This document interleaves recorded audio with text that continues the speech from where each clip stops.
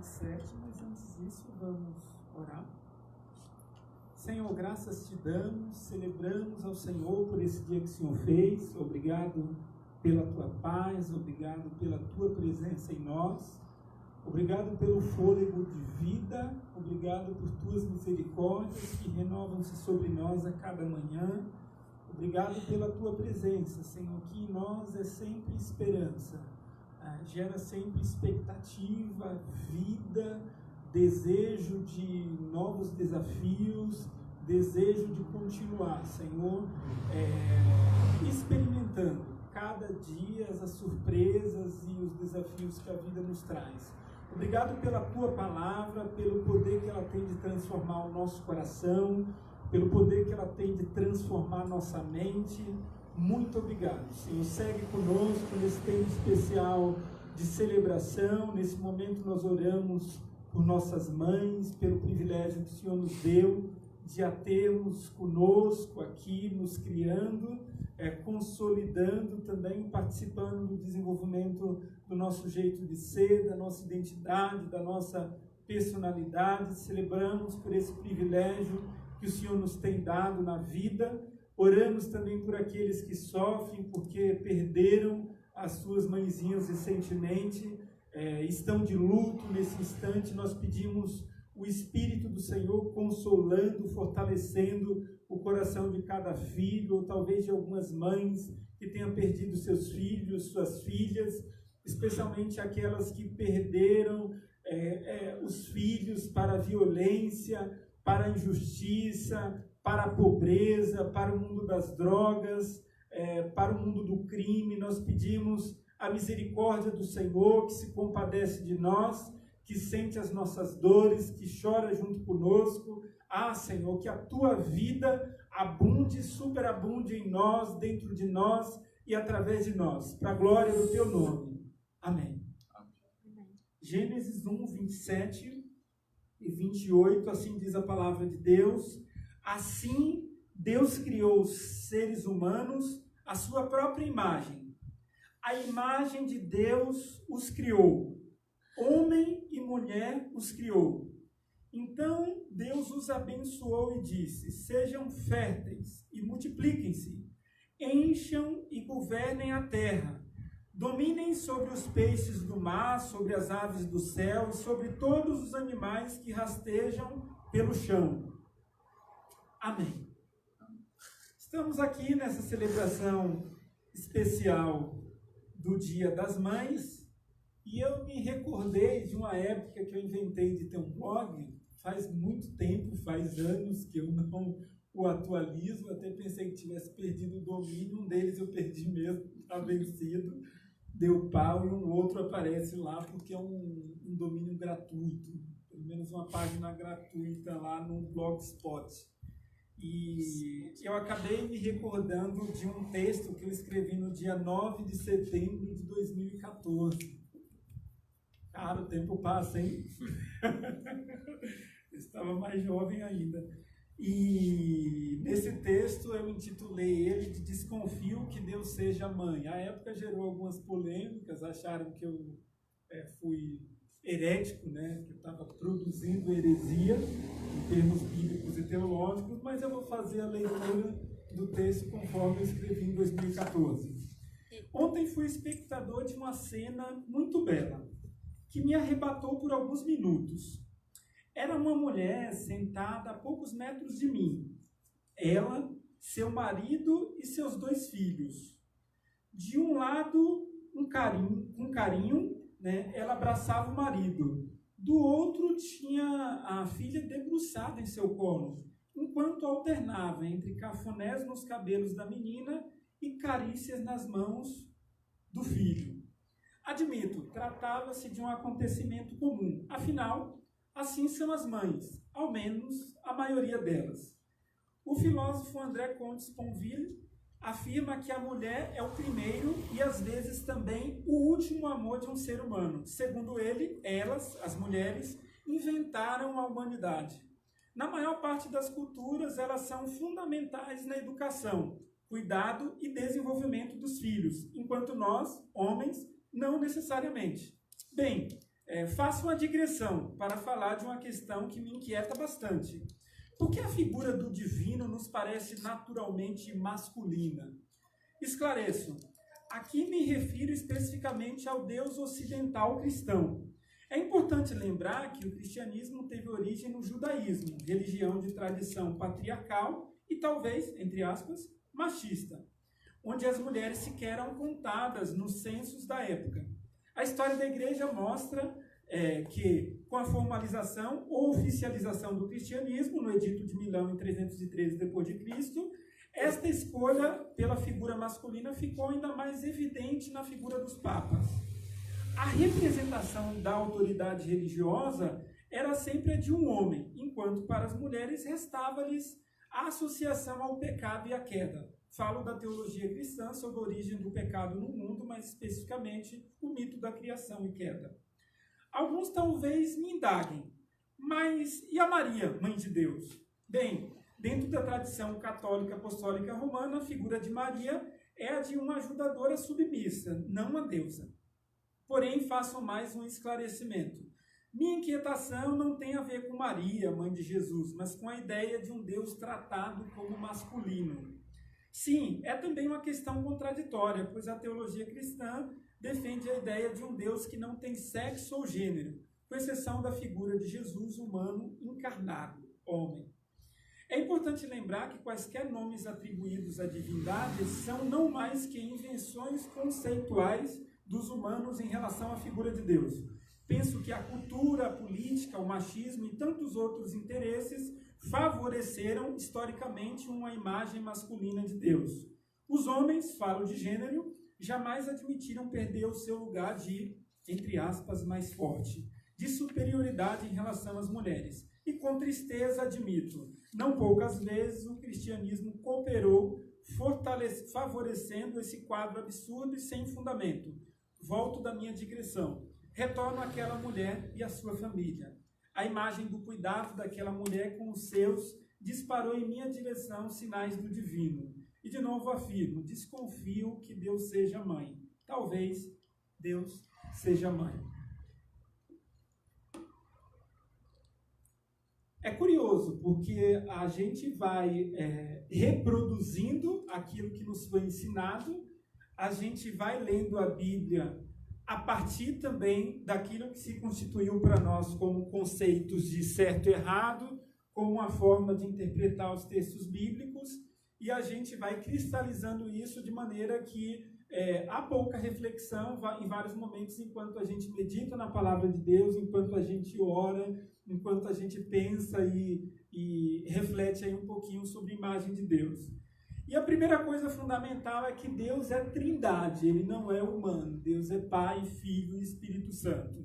E o Deus Pai de Jesus Cristo, por Ele carinhosamente chamado no Novo Testamento, especificamente nos Evangelhos de Abba, isto é, de Paizinho, é um Deus trindade, uma comunidade de amor, uma relação de vida entre Pai, Filho e Espírito Santo.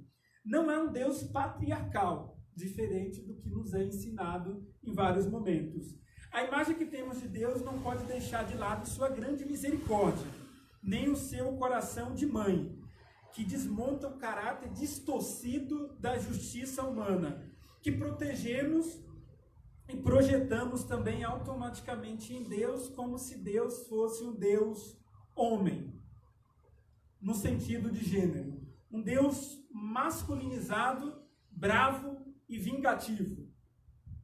Um vovozão de cabelos brancos, de barbas brancas e geralmente com alguma coisa nas mãos que simboliza rigor. Um cajado, um castiçal, não sei, alguma coisa que passe para nós essa ideia de que Deus está ali nos sondando para ver se a gente está cometendo alguma coisa errada a fim de nos punir. É o Deus que nos olha em todos os lugares, em todas as situações, com a finalidade de julgar se estamos caminhando bem ou não. Quando nos aproximamos de Deus Pai, sua imagem se torna ainda mais presente no meio de nós e aumenta a nossa responsabilidade de testemunhar essa imagem de Deus ao mundo e no mundo em que vivemos. A ênfase do Evangelho, portanto, recai na proximidade de Deus e do seu reino. A mensagem do Evangelho de Jesus é a mensagem do perdão por meio do seu sacrifício na cruz a todo homem e mulher. Esta é a mensagem do reino de Deus.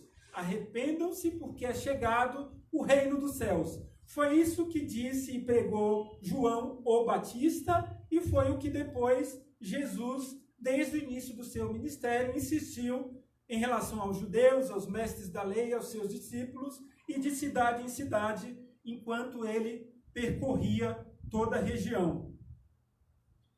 Então, a ênfase do Evangelho não tem a ver com traços masculinos de Deus e patriarcais também, atribuídos a essa pessoa divina como sendo esse Deus homem masculino e com atributos que cabem ao gênero masculino. Infelizmente, construímos o Deus de gênero masculino. E pior, o masculino especialmente definido pela nossa cultura. Porque ainda tem isso. Ser masculino no Brasil é diferente do que ser masculino em alguns outros países, depende da cultura. Inclusive, ser masculino numa cidade como São Paulo, especialmente no meio universitário, e mais especificamente ainda nas universidades públicas, é muito diferente do que ser masculino na cidade de Jequié, no interior da Bahia, na minha cidade. São conceitos muito diferentes. A sensibilidade nas grandes cidades a partir da figura do homem é bem vista, eu diria. A sensibilidade a partir da figura do masculino em cidades menores é mal visto. O cara é qualquer termo pejorativo que se é utilizado, está gravando, está ao vivo, eu não vou falar os termos, mas enfim, isso é importante a gente perceber. Então a gente define Deus como um Deus masculino e esse masculino tem a ver com a nossa cultura do masculino. O que eu estou defendendo aqui é de que há uma maternidade, há uma maternagem em Deus. E a gente diz que a maternidade saudável implica em gerar, alimentar, formar um filho para a autonomia das próprias decisões, para a solidariedade com o mundo e para a prática da justiça. E é com base nisso que eu estou afirmando que talvez Deus seja mãe. Eu acho que Ele faz isso com a gente. Ele gera a nossa vida, nos alimenta, nos forma com uma certa autonomia e com sentimento de solidariedade, nos incentivando à prática da justiça. Quando dizemos que Deus é mãe, estamos nos referindo a Deus por meio da metáfora mãe, por trás da qual está a experiência feminina da maternidade.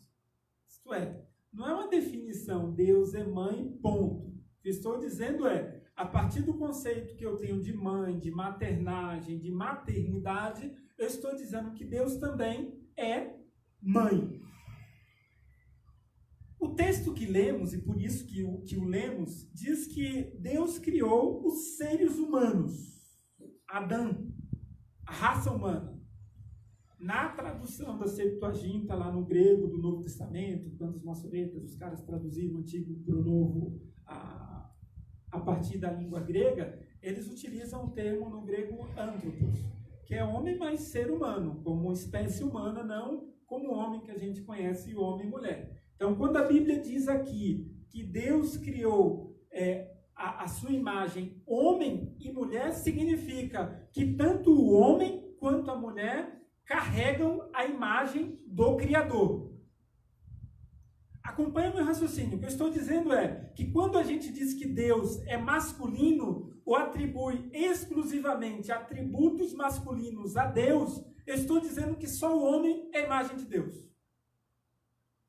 Eu nego a presença da imagem de Deus na figura da mulher, na figura do feminino. Em última instância, o que eu estou dizendo é que há um machismo no nosso conceito bíblico-teológico de que Deus seja pai exclusivamente, de que Deus seja masculino especificamente. Quando a gente faz isso, a gente diz que se o homem, gênero masculino, é o único que carrega a imagem de Deus, Se Deus só tem a representação para mim como pai, como masculino, a mulher é inferior. Essa é a implicação da minha teologia e da minha leitura bíblica quando eu não penso nesse conceito de que talvez Deus seja mãe. O Edu divulgou algumas imagens nas nossas redes sociais de trechos do filme A Cabana, em que uma mulher e uma mulher negra representa Deus, e quando o cara o encontra, ele fica chocado, porque ele chega na cabana, na ideia do filme, o filme é espetacular, vale a pena ser assistido. Ele fala, tá, eu estou entendendo que eu vim encontrar Deus. Ela diz, é isso, você está encontrando Deus. Tá, mas cadê ele? E aí são 3 pessoas, tem uma mulher, 2 mulheres e um homem. O homem, ele olhou, né, estou entendendo que esse aí deve ser Jesus, deve ser o Filho. Ela, ok. A mulher é uma figura como do sopro, do Espírito Santo. E aí ele fala, mas e aquele eu sou, cadê o eu sou? Aí ela, eu sou. Ele, calma, não, calma. O eu sou, eu estou perguntando pelo eu sou. É a mulher negra responde, eu sou. Ele fala, tá de brincadeira, Deus é mulher negra. Então, é lógico que a ideia do filme é chocar. A ideia do filme ainda que a ideia dele seja outra, o que eu percebo no filme, que não é a questão de dizer Deus é mulher, é entender que Deus tem aspectos tanto masculinos quanto femininos. Não tem essa supremacia do homem. E admitir isso significa que eu estou admitindo que tanto o homem quanto a mulher são imagem e semelhança de Deus. A nossa linguagem sobre Deus é palavra de homem e de mulher, comunicada através de símbolos femininos e masculinos, construídos pela experiência humana através dos tempos, através das culturas, através da história. O modelo de Deus como mãe remete ao princípio criador e gerador da vida, ao afago, ao carinho, à capacidade de proteger e respeitar a formação e a autonomia dos filhos e filhas. A mãe criadora permanece intrinsecamente unida e se alegra com a criação e o crescimento do mundo, compadece-se de suas fraquezas, derrama seu amor poderoso para se opor a tudo que possa prejudicá-lo e destruí-lo. Quer dizer, essa imagem de Deus como mãe criadora é a imagem de quem cria e protege, não nos deixa só. Diferente do que já defendeu uma determinada teologia, Deus não criou o mundo, deu as costas e vazou, né, o deísmo, e a coisa foi rodando, tipo, deu corda naqueles relógios antigos que funcionava a corda e depois deixou todo mundo abandonado. Não, Deus nessa figura de uma mãe é um Deus que além de criar, nos protege, nos dá afago, está com a gente, né? É a figura do feminino. A Bíblia, inclusive, ela nos traz várias imagens de Deus, mulher, mãe. Isaías 42:14, o profeta diz o seguinte, um momento que o povo de Israel estava mergulhado no pecado, sem compromisso com Deus, o profeta diz, há muito que me calei, guardei silêncio e me contive, como a mulher que está de parto, eu gemia, suspirava, respirando ofegante. A imagem de Deus na mulher que está prestes a dar à luz a um filho. Isso se repete muito nas Escrituras, a gente vai ver que também no Novo Testamento, por meio da mensagem de Jesus. Isaías 49:15 diz assim as Escrituras, por acaso uma mulher se esquecerá de sua criancinha de peito, a criança que amamenta, não se compadecerá ela do filho do seu ventre? E Deus diz, ainda que as mulheres se esquecessem, eu não me esquecerei de ti. E é curioso, porque o profeta e essa mensagem de Deus para ele, já vai partindo do princípio de que ainda que haja essa representação da maternidade da mulher como alguém que cuida, protege, há também aquelas, por diversos motivos, que deixam seus filhos. Que infelizmente deixam seus filhos na fase já pós-parto, não amamentam, não cuidam. E aqui o conceito não é de julgamento, porque o mundo é mau, a gente está mergulhado na maldade. A Bíblia diz que o mundo já está no maligno. O sistema que domina o mundo é um sistema muito opressor, é um sistema que faz a manutenção da desigualdade, das injustiças sociais.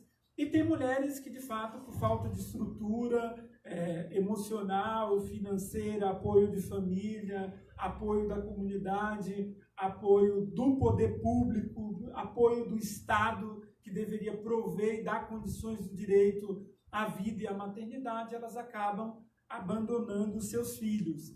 E pensando nessa imagem de Deus como mãe, Deus então já nos alerta de que, ainda que a nossa imagem da nossa mãe, se eventualmente isso acontecesse, ou acontecer com alguém, seja falha, Ele jamais faria isso. Ele jamais nos deixaria. Isto é, por mais que a gente tente simbolizar a imagem de Deus e a nossa relação com Deus a partir de aspectos masculinos e femininos, isto é, aspectos humanos, tem sempre algumas situações que devem transcender. Um dia eu brinquei aqui na comunidade e disse que se teu pai foi um sacana, abusou de você, fez mal para você, não precisa chamar Deus de pai. Você não vai conseguir. A imagem que você tem de pai é um pai filho da mãe, assim. Então não dá para você chamar Deus de pai. Eu digo, se a tua tia, se a tua avó, uma vizinha, pegou você para criar, cuidou de você, te deu maternagem, te deu um ambiente de saúde, te deu um ambiente de segurança e se tornou uma figura de cuidador, de referência para você, de amor, de afago, então chame Deus de tia, não tem problema nenhum. Eu não sou nada conservador na ideia de que você fica, Deus é pai, Deus é isso. Sim, a imagem trazida por Jesus é a imagem do Deus Pai. Jesus, ele se apresenta como Filho de Deus e ao mesmo tempo o próprio Deus. Mas a realidade da vida é muito delicada, há possibilidades de que sejamos curados de infelizes histórias possíveis, que podem ter acontecido, mas também não há problema quando a gente encontra e simboliza a imagem de Deus como alguém que não tenha sido nosso pai ou nossa mãe. O foco do Evangelho e o enfoque de Jesus é que a gente se relacione com Deus. É que a gente tenha uma intimidade, um compromisso com Deus, Criador de todas as coisas, com Deus eterno. E como a criança que procura o apoio do colo materno nos momentos de dificuldade e de alegria, e que ao mesmo tempo vai buscando se distanciar da mãe para construir a sua própria autonomia, há uma frase aí nos Salmos que nos alerta para isso, né? O refúgio divino diante das dificuldades da vida. E ele usa também uma imagem no feminino, Salmos 17, verso 8, que diz: eu me abrigo à sombra de tuas asas. Também lá no Antigo Testamento, como a águia que vela por seu ninho e revoa por cima dos filhotes, ele o tomou.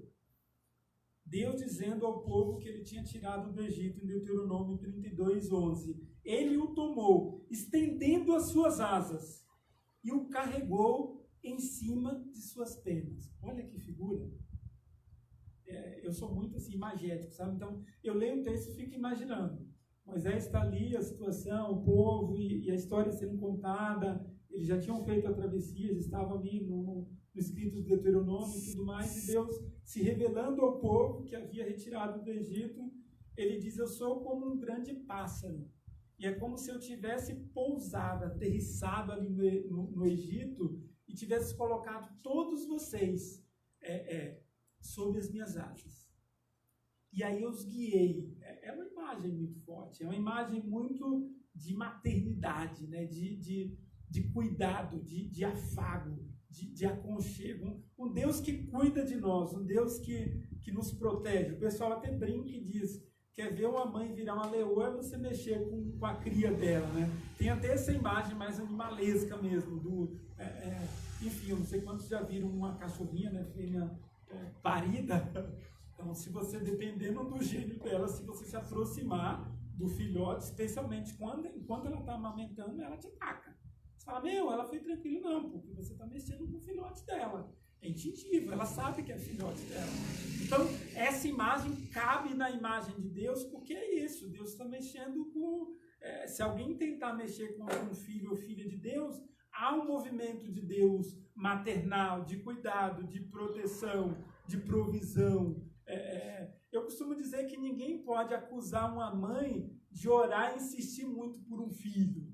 Algumas pessoas, especialmente mães que têm filhos drogaditos, elas oram por muitos anos e elas se apegam a textos do Novo Testamento, especialmente, e vai lá e diz, Senhor, está escrito que pedir, dá-se-vos-á, batei, abri-se-vos-á, e tal, que se a gente perseverar, a gente vai ser atendido. Então, estou há 20 anos orando pelo meu filho, ele está cada vez mais piorando no mundo das drogas, no mundo do crime. Quem vai impedir uma mãe de acreditar? E quem pode impedir Deus de ouvir o clamor dessa mãe e curar e transformar e salvar a vida desse filho e transformá-lo num novo ser humano? A gente falava sobre isso ontem lá no parque, no Ibirapuera. Eu disse, quem justifica, né? Quer dizer, o que Deus faz quando ouve o clamor de uma mãe.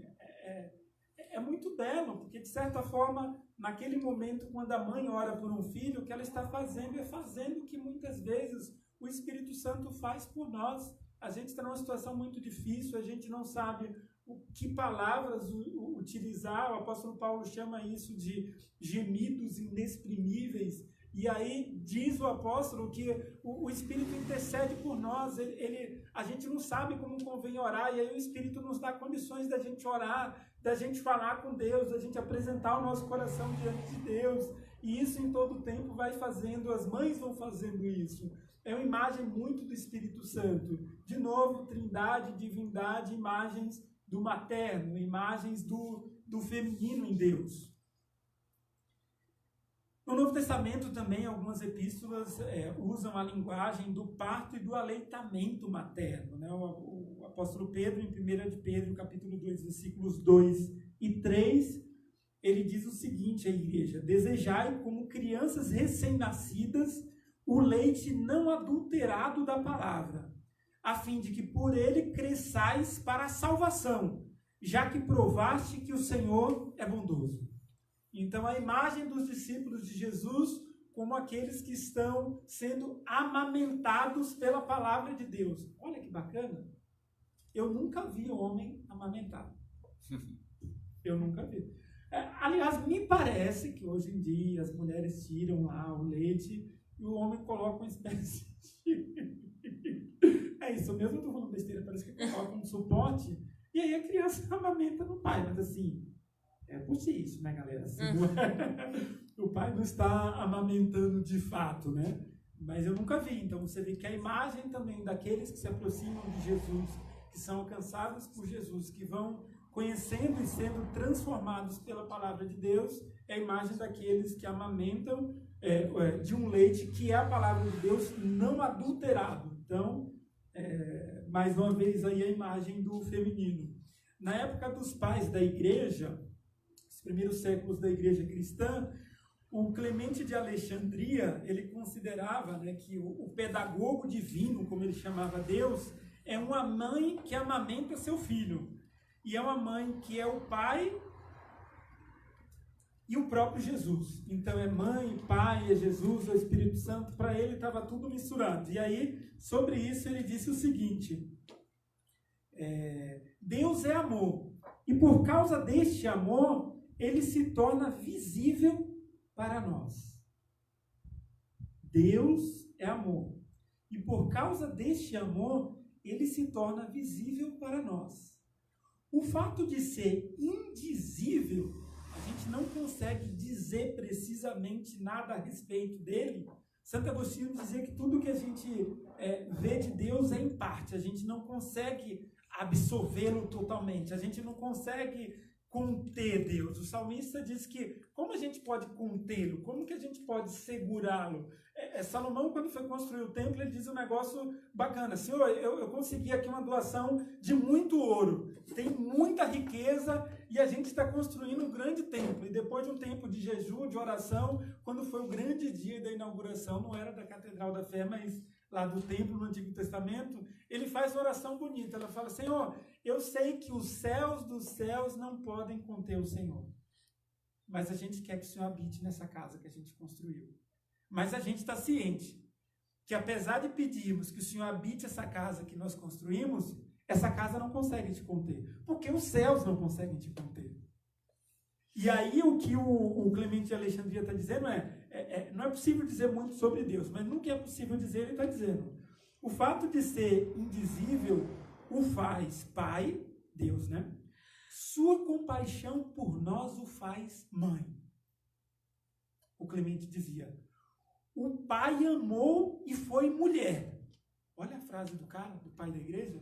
O Pai amou e foi mulher. O grande sinal disso é que ele fez nascer de si mesmo. E o fruto deste amor é amor. Quando o Pai faz nascer de si mesmo, o Pai se tornou mulher. Olha que espetacular que eu quero dizer. Séculos atrás, né? Quem faz nascer? A mulher, a mãe. Ele também, o Clemente de Alexandria, esse cara é muito bom, também compara Deus a uma mãe pássaro, né? Passando em seguida a imagem da paternidade. Deus, estou citando o Clemente, no seu grande amor à humanidade, liga-se ao homem como a mãe pássaro que, quando cai um pequeno do ninho, voa em direção a ele, e se uma serpente tenta devorar o pequeno filhote dela, a mãe saracoteia ao redor, faz aquele barracão, gemendo por seu pequeno. Deus procura paternalmente a criatura, cura da sua queda, persegue a fera selvagem e recolhe de novo o pequeno, empurrando-o a voar novamente em direção ao ninho. É uma imagem fantástica. Eu acho que Deus faz isso com a gente o tempo inteiro. A gente tende a fugir de Deus. Deus faz um barraquinho básico, dá uma saracoteada ali e nos traz de volta e nos coloca no ninho. O nosso movimento, no fundo, de espiritualidade, é sempre um movimento de retorno. A gente perdeu, nós, humanidade, o Éden, há milhões de anos. Mas a tentativa de Deus é sempre nos aproximar de um novo Éden, que é o paraíso, mas isso por meio de Jesus, a partir do hoje, uma nova vida com Ele, ao novo nascimento, de volta ao ninho, sabe, de volta para casa, de volta à minha terra. O próprio Jesus, ele vai falando dessa simbologia maternal. Mateus capítulo 23, versículo 37, Jesus diz o seguinte: Jerusalém, Jerusalém, que matas os profetas e apedrejas os que te são enviados. Quantas vezes quis eu ajuntar os teus filhos, como uma galinha recolhe os seus pintinhos debaixo das suas asas, e você não quis, você não quiseste. O Santo Agostinho, ele equipara esse texto de Mateus 23, 37 ao Salmo 638, quando o salmista diz: à sombra de tuas asas eu grito de alegria, minha vida está ligada a ti, a tua direita me sustenta. Então, de novo, o Agostinho diz que essa é a imagem do Cristo Mãe Sabedoria, quer dizer, a imagem do feminino em Deus, que se encarnou por meio de Jesus, lá em João capítulo 1. E no Evangelho de João, depois que Jesus começa a anunciar muito claramente aos seus discípulos que ele haveria de se entregar, morrer na cruz, ser crucificado, padecer sob Pôncio Pilatos e tudo mais, Jesus está naquele discurso chocante, difícil para os discípulos, falando: estou a caminho, é a minha missão, eu vou ter que me entregar por vocês. E os discípulos se entristeceram muito. E nesse momento de tristeza dos discípulos, olha o que Jesus disse: a mulher entristece-se porque a sua hora chegou, a hora do parto, por conta da dor do parto. Né?